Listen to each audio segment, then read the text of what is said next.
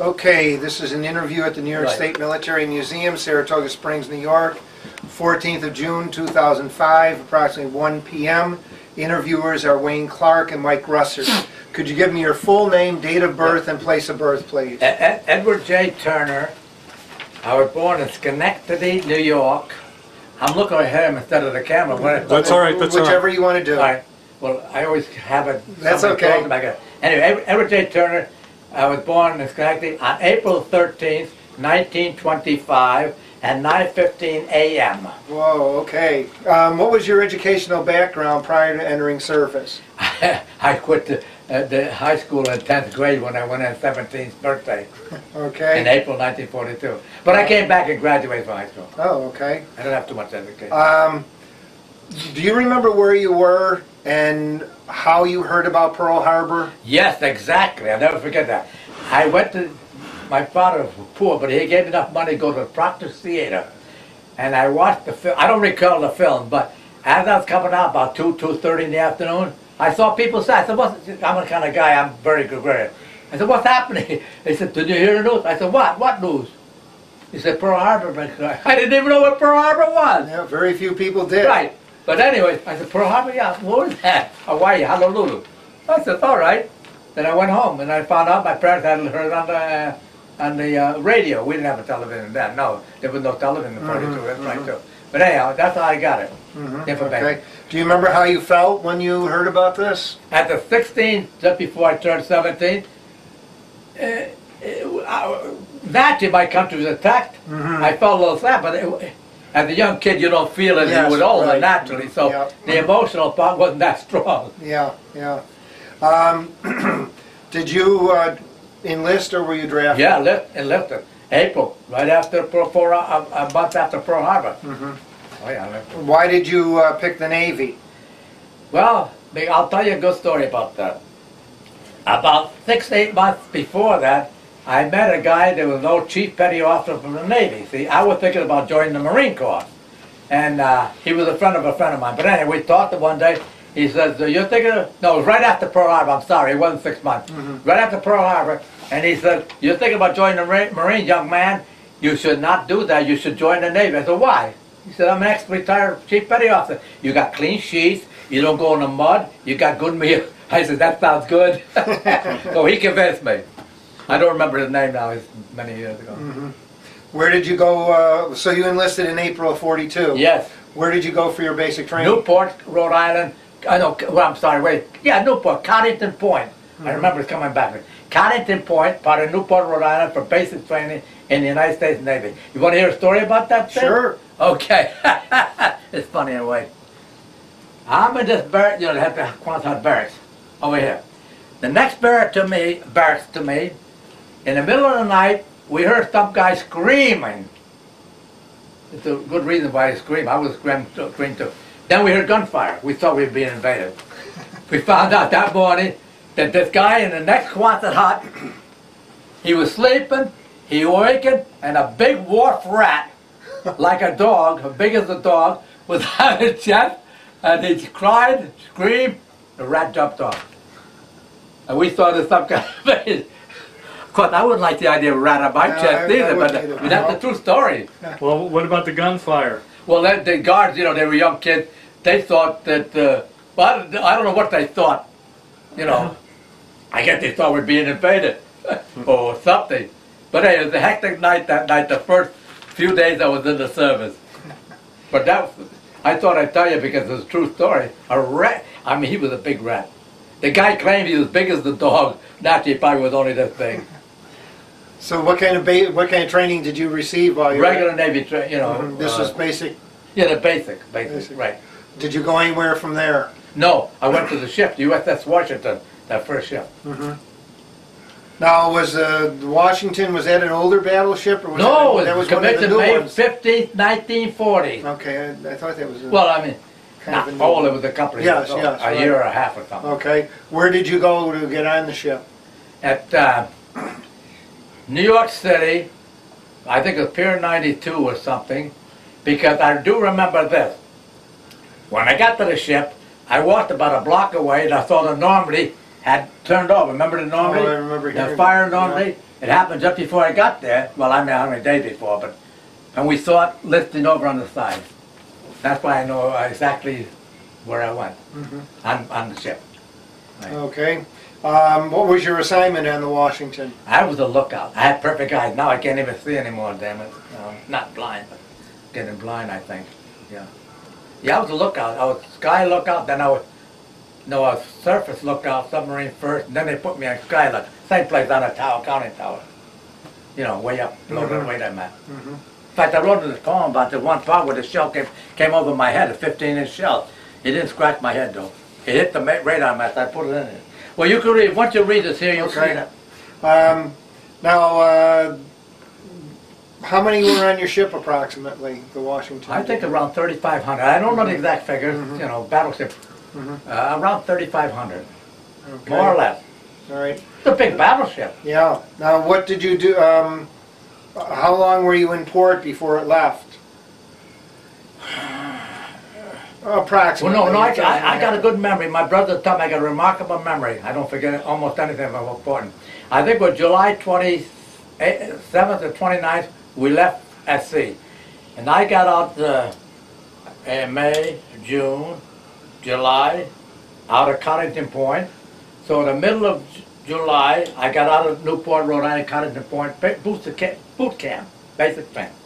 And then maybe a week after that, so I'll say the 20th of July would be fairly close. Not maybe exact, but a week later we left for sea, for Panama.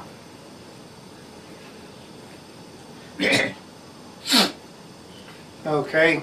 Now, could you just tell us about your duties as a lookout? What exactly did you do? Well, and half hour before sunrise to a half hour after sunrise, we were on lookout duty 4 hours, then you have 4 hours off, then 4 hours, then 4 hours off. That's what I did all day until a half hour after sunset. Then you couldn't see any submarines anyway, the torpedoes.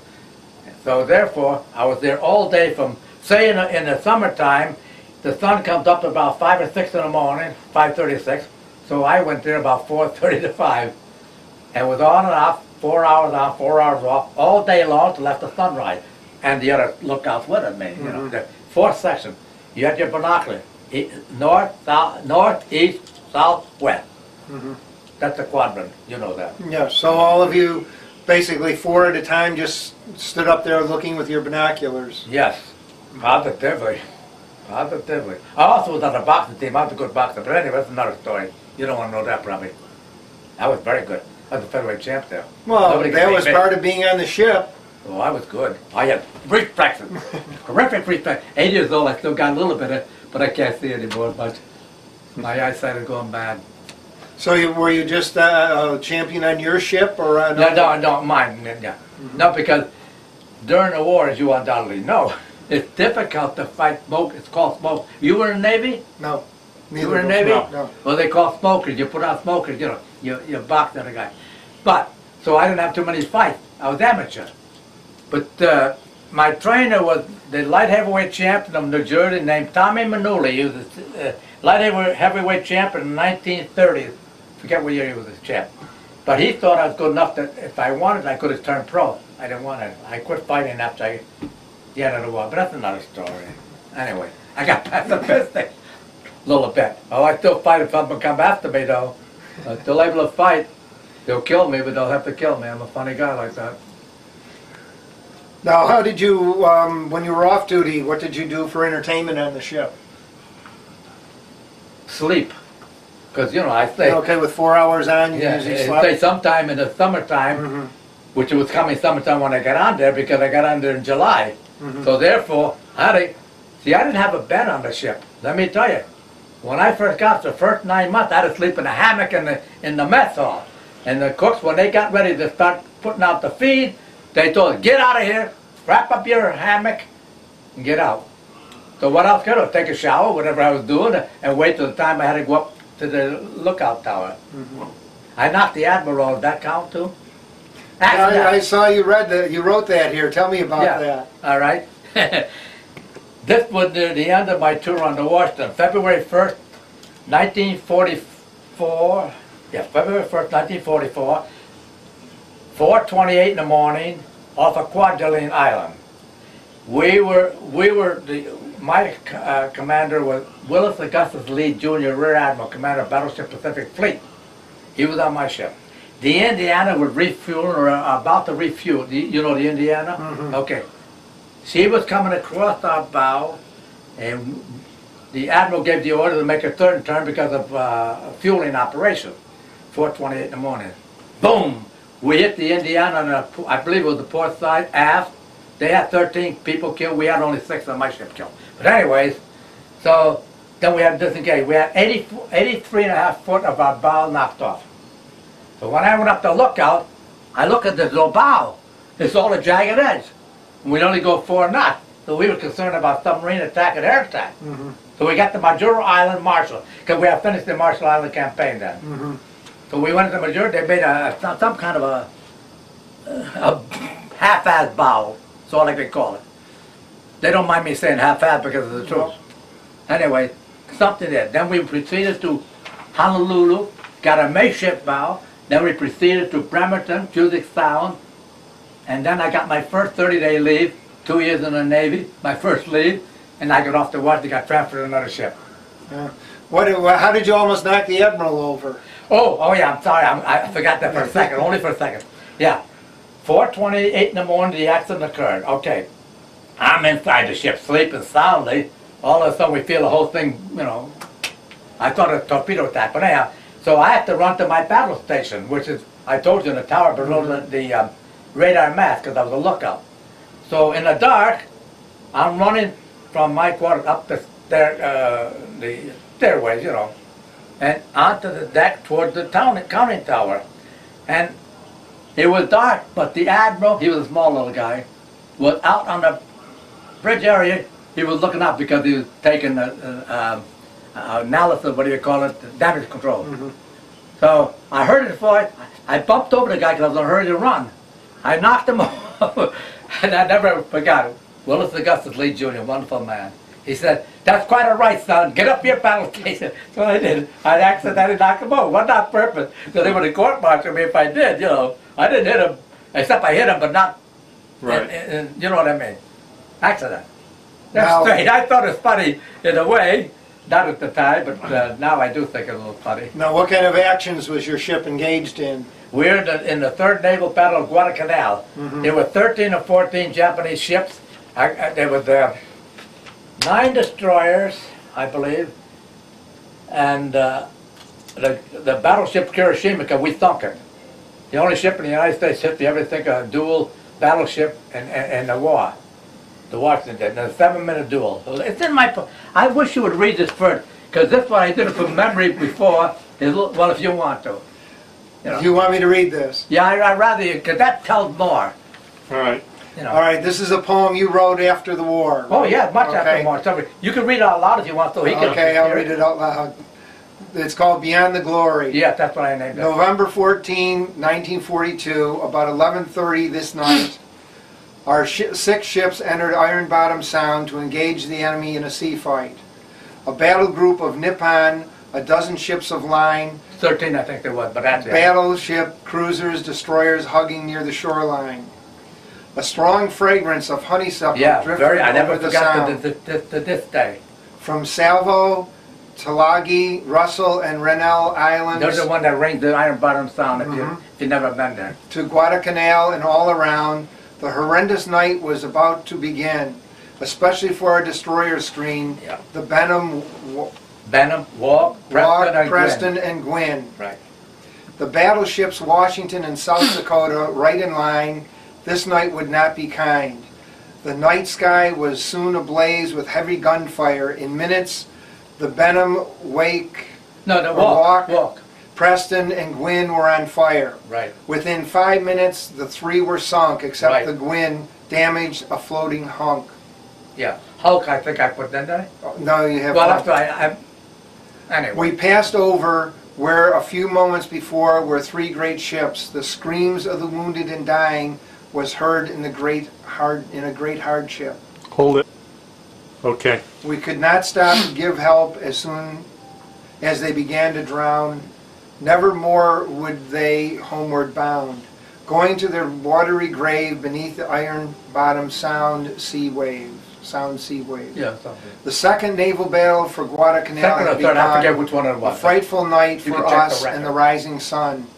The Marines who were on the beaches of Guadalcanal watched the slaughter of exploding ships afire and smelled the honeysuckle over the water. Very strong honeysuckle, never forget that.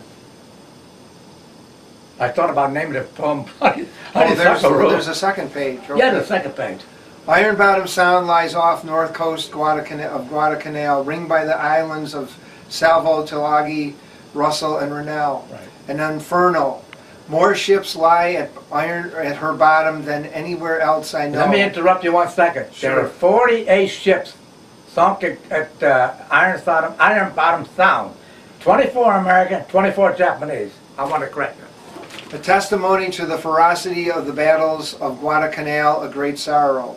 It was a The great enemy searchlights then exposed the South Dakota That was to behind all me, our behind my her ship. awareness. Right. As shell after shell ripped into her superstructure, a gruesome mess, killing 141 many killed. good, brave men that once we call our comrades and kinsmen. Right. The Washington opened fire with all her guns in 7-minute duel that silenced forevermore the guns of the battleship Hiroshima of the rising sun. Slowly in the next hours we sailed beneath the... No, she settled yeah, beneath the you did it waters correct. of Iron Bottom Sound.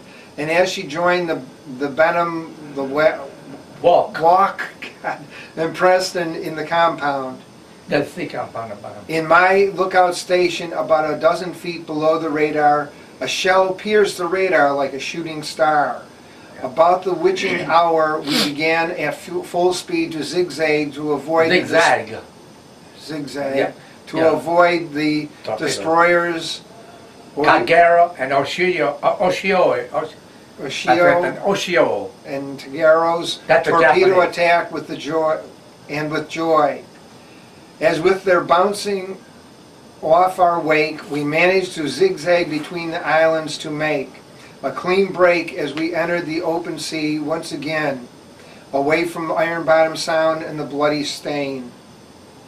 To those who gave their last moments and are no more, I dedicate these words with their consent. In memorial to those on both sides who fought the naval battles, or the battles of Guadalcanal with pride. Okay. So, why don't you tell us what you saw? You were up in the lookout. Yeah, What did I you saw see fire. there? Because it was dark, it was close to midnight. I saw the fires of the ships exploding. That's about all I saw, really. You probably had the best view of anybody aboard Yes, ship. well, in a sense, because I was 125 feet or 127 or whatever, above everybody else on the deck, below deck. And naturally, I saw the fire, but I couldn't make out anything distinctive. Now, did you have a telephone or someone? No, I was the lookout. The commander, I think it was Commander Lee. Commander Lee, he had it. Okay. Well, how were you able, as a lookout, if you needed to communicate with? He would communicate with the contact. There was someone up there with you. Yeah, though, the that had a Commander telephone. Lee. Okay. I think his name was Lee. Mhm. Then Campbell replaced him later. But anyway. Okay, so you were up there, and it must have been like lightning over off the horizon that you just saw the flashes. You see fires. Fires. Ships are burning. Okay. Remember the Japanese? We sank the Hiroshima. That's the battleship. We sank a destroyer. We damaged the cruiser. Then the Banner, the Walk, the Preston, and the Gwyn were on fire. The three sunk immediately within less than 5 minutes. The Gwyn came out of it a wrecked hulk. She had to get out of the battle. Then we separated from the USS South Dakota, which got hit. 141 people, I think I heard, got killed in a conning tower where my section was. They died. So the South Dakota was going out, we were going out. We had to try to draw the Japanese out to attack us. Excuse me. It should be laughable the way, but it's not. Okay. We're rolling. question? Now, what was the last question? I forgot. Well, I just, when the ships fired though, was it like seeing lightning? No. You didn't see- A regular fire, like you see a regular fire. Just a fire, okay. Fires, yeah. Well, those were the ships that were on fire, but I was just Yeah. wondering, Oh, when, the like, shell, you see the battleships shells, yeah. fired- The trajectory of the shell, naturally we see that. Sure. Yeah, well, that's what I was wondering. Oh, if you I'm could sorry. see I the, didn't- if it looked like, it must have looked like flashes of lightning Yeah. when their ships Yeah. fired. Something like that. So Well, you not could- exactly lightning. Yeah, I know. It's hard to describe that. Yeah. They're shooting, we're shooting. Remember I said there was about 12 or 13 Japanese ships and we only had 6. The 4 destroyers, the Washington, the South Dakota behind us. So we're firing at them, they're firing at the searchlights, of course, that shows the South Dakota on, that I wrote in the poem here. It hit the South Dakota searchlight so that the Hiroshima, battleship Hiroshima, was shooting at the South Dakota and missed us. No shell went over my head. But their aim was at the South Dakota, trying to destroy that ship because they know it was a battleship. But we put the light out as we sunk them and saved the South Dakota. Now, what was the size of the guns on your ship? Were they 16 inch. 16? We had 16-inch, 5-inch, 40 millimeter, and 20 millimeter to 'em. Okay. Now, what happened to you after this naval battle? Where did you go from there? Espiritu Santos, I think it was. Then we based out of Espiritu Santos Islands. New Caledonia, well, either New Caledonia first, then Espiritu Santos. Because New Caledonia was a French island, owned by French, and that's where everybody had to get 10,000 people in a line to the whorehouse. Oh, I'm not supposed to say that. That's okay. Now, did you always keep the same job as a Yeah, I was lookout lookout through? on Washington the whole 2 years I was on there. Okay. Then on the other ship I was I was a trainer. Now, what else? What did you do for the 2 years while you were with the Wisconsin? What other? Not Wisconsin, the Or, I Washington. mean, Washington. I was boxing. Well, did you were you involved in any of the island landings? Yeah. Well, no, we were off the shore. We were bombarded. We bombarded Nauru Island, 6 battleships, the Washington, South Dakota, Indiana, Alabama, Massachusetts, and one other. Let me see. The Washington, we were commander-in-chief my admiral was commander-in-chief battleship, the whole Pacific area, under Admiral Bull Halsey, who was under Clement. Anyway, we were leaders because we were the flagship. I don't know if you're familiar with Navy. Yes. All right, Washington, then the South Dakota behind it, then the Indiana, Alabama, Massachusetts, but I can't remember the name of the 6th one. I don't know. It was the same class as Alabama, Massachusetts class. I don't remember that. It's funny, I'm losing my memory again. So you basically the rest of your time on duty, you spent it doing bombardments of islands and Yeah. so on. Well, So what other island invasions? We were in the Gilbert Island operation and we were in the Marshall Island operation. And at the end of the Marshall Island operations, when we had the collision off of Quadrille, we went to Majuro, Marshall Island to get that little bow thing that I told you about Yes, earlier. right. You know, Majuro Island, or the Majuro, I think the name of the capital of the Marshall Island. You can check the history books on that. Okay, now after you, the Washington was put in port for repairs. You mean after we came back to Yes, yes. Yeah. What were you transferred to? Well, I had a 30-day leave. Yes, right. Right. Then I went home. Came home to Schenectady to see my parents for a month, my baby brother. But anyhow, then I was transferred to another ship, a destroyer, named USS Little, number 803. But I was only I had some difficulties on that trip. Do I have to tell all the difficulties? No. All right. Tell what you They want put me to in the Navy disciplinary prison. Okay. You want the whole story? I don't care. It's 60 years ago. What do I care now? I'm 80. Okay, so you were in the Little, USS Little. and then, Then they give me court martial. okay. And then, where did you go after that? In the brig. Okay, after the brig. We'll leave the brig alone. Oh, okay. All right. Then, let me see. I got to think a moment. I think that, they transferred me to the USS Cinchona, a net tender. A net tender Cinchona. We had to take the nets That was near the end of the war. I got on the Cinchona, let's see. I didn't bring my records. I don't know if I was going to have an interview. I would have brought my Navy record, my discharge, all the things from El Paso. I had no idea. That Well, that's okay. Now, were those submarine nets you were talking about? Okay. Yeah. You know, encompass the ship to make it stop the torpedo from coming in. Okay. Yeah, I did that. I did it in Guam. I remember we took out the nets in Guam right after Guam was taken, of course, not before. When did I get on the Cinchona? I got to think a moment. Well, let's see. I got on the Navy brig the day that Roosevelt died, April 12th, 1945. Now, what did you think when you heard about that? Well, what? About President Roosevelt's death? I didn't like him. You didn't? That's I was okay. kind of unhappy. Uh-huh. As I was going out the gate, the Marines looked so sad. See, I'm a gregarious type guy. Well, what's you guys so sad? I'm getting out of this compound. They call it Naval Disciplinary Barracks. It was the brig, those same things. You understand that? Anyhow, and they said, didn't you hear the news? I said, I'm just getting discharged from this here. What news you talking about? The war over or what? Roosevelt died. I said, good. I was jokingly more than anything else because he meant nothing to me. Roosevelt never.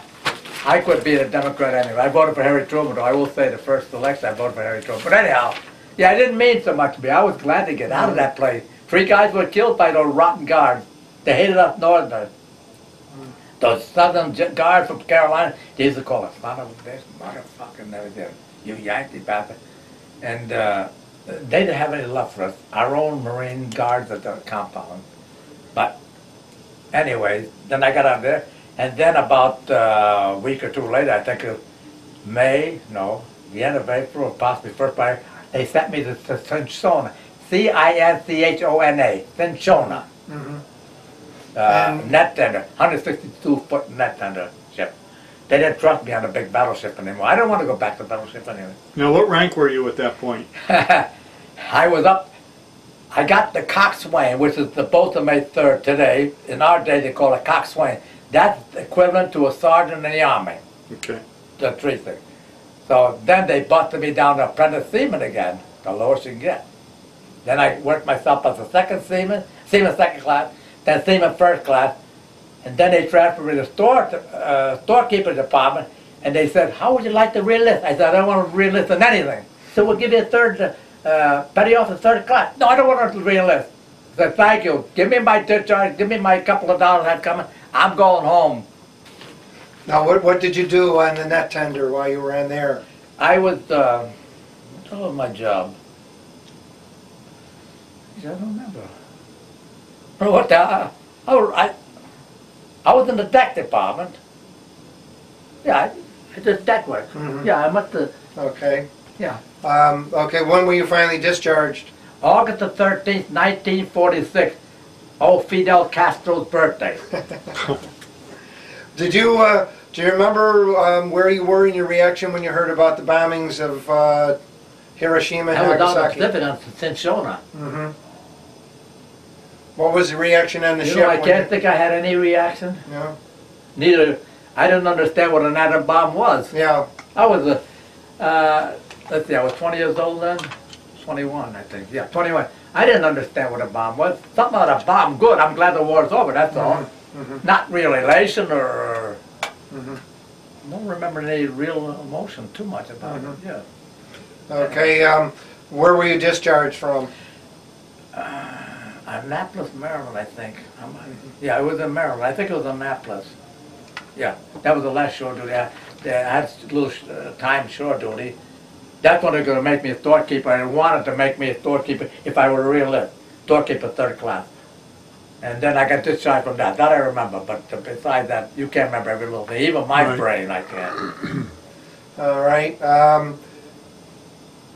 When you got home, did you ever make use of the GI Bill? Yes, yes. Because like I said earlier, I left in the 10th grade at Mount Pleasant High School. That's in Schenectady. Right. Okay. So I decided, since I get $75 a month, that's what it was then, I decided I'll go back and finish my... they gave me credit for the 10th grade, though, because of the war. So I had to go in the 11th grade with the other young kids. And I completed that. And then I went 1 year to Albany Business College, a little community college in Albany. Now, what was it like going back here? You'd been in the Navy and, whoops. Okay, go ahead. What was it like? You had been in the Navy and Yeah. in action, and here you are with young teenagers. I thought they were a bunch of goofballs. Naturally, I was 21. I thought 22 and 21, 22, somewhere around. I figured these are a bunch of uneducated dummies, even though I didn't have the education formally, because I quit in the 10th grade, as I earlier said. Now, did you ever make use of the 5220 Club? I remember something about it. It was like an unemployment insurance, $20 a week for 52 No, weeks. I didn't take it back. I remember the $75 to finish the education in Mount Pleasant High School and go 1 year at Albany, this community college thing. That much I remember. But I was always an adventurous type guy. So then I left Schenectady, told my parents, I'm going to California. Now here's I got to California. No, I didn't take advantage of 50. I don't remember much about 5220. I remember hearing something about it. What's up, $20? What are you going to do on $20? Now, did you ever join any veterans organizations? I was a member of the VFW just for 1 year. I said, what am I getting out of here? What am I doing? Besides, after that, the Korean War came. And since the Merchant Marine is an auxiliary of the Navy, I can tell you about my experience Well, there. now you went to the Merchant Marines Yes. right after. Not right after the Oh, World War II. when no. did you? 51. Okay. 51. Right out. It was after the invasion of North Korea rather, to the south. So it was the first part of 1951. It was in 51. The exact date I don't remember. Anyhow, yeah, I went to Korea. I was on an ammunition ship, carried ammunition, and then another trip we made. I carried a 555th Triple Nickel Combat Team, Regimental Combat Team. I remember that because I was talking to the guys. And we left them up either in Busan or Incheon. I've been both places. Now, which one of the two, I don't remember where I left off the 555th Combat Team, Regimental Combat Team. You can check these on the record. No. You can. Yeah. Okay. How long were you in the Merchant Marines? Stupidly, I quit at 18 years instead of the full 20. I didn't get a pension. I was stupid. About 18 years off and on. In between, I would take 6 months off and live in Mexico. But that doesn't count, huh? I guess not. Did you ever stay in contact with anyone that was in service with you? After the war, a couple of years after, I went to visit my old friend Nick DeGrazio in Chicago. He was the nephew of the, his uncle, his job was to carry the violin for Al Capone. Not to the war effort, but I mean, he was, I forget his name now. Nick DeGrazio was my friend. We were on the battleship Washington together for 2 years. Anyway, yeah, I used to carry, I went to visit him when I was 47, 48. That's the last time I kept in contact. I haven't seen any of the old guys from the war. I haven't met anybody else. Now, you said you had your brothers were in service? Oh, yeah, my brother Dominic, he's 2 years older than me. He was on the Missouri. He joined in 44, 45, yeah, 44, I think. Anyway, he was wounded on the Missouri. The only man, the Navy person that was wounded. There was a photographer wounded, he said, but he's the only one of the Navy personnel. I asked him Saturday when we went to visit, my younger brother and me went to visit, and I said, Dominic, I'm going to have some kind of an interview, about the war thing. How would you like to come along? Hey, that's war. It doesn't exist. He's kind of a deadhead, but that's another story. Still my brother. Yeah, he was wounded, and he was there the day that MacArthur and the Japanese signed the peace treaty. Oh, That's why I told him, I said, why don't you come along to the interview?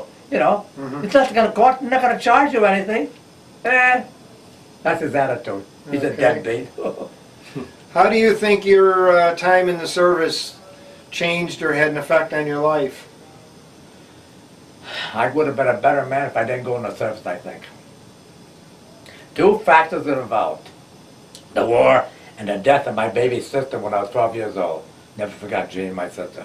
Those are two factors in my life could have affected my life differently if they didn't happen. My baby sister in 1930, no, she died on May 7th, 1937. Anyway, if she didn't die then, I would have been a different man, I know. Because I love my baby sister. And the war. They're the only two events in my life. I've almost had crashed on an airplane. They don't count. I've been in a lot of accidents. In fact, I was in an accident January 7th, 2003 in El Paso. I got fractured all of my... In fact, I can show you some of the pictures. if you want to see anything. You don't want to see, I'll let you see it anyway.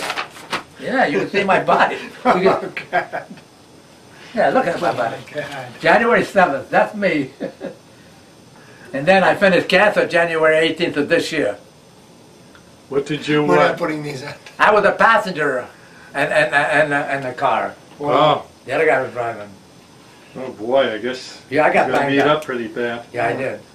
I did. Okay, well, I guess, do you have anything else to add that you wanted to add?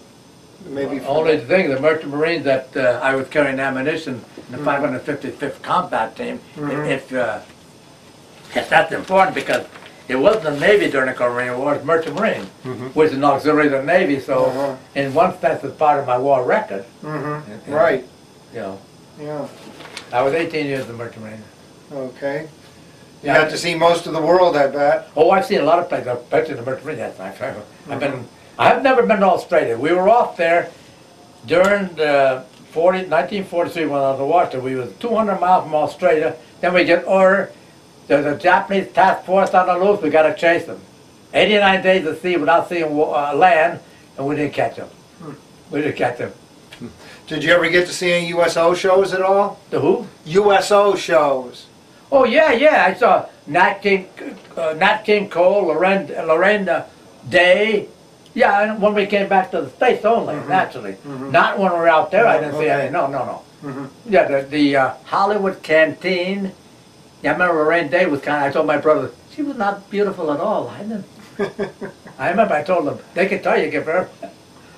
But Nat King Cole, I was impressed. I said he was a two guys with him. I said this guy, black guy, is going to make it. I thought he has talent.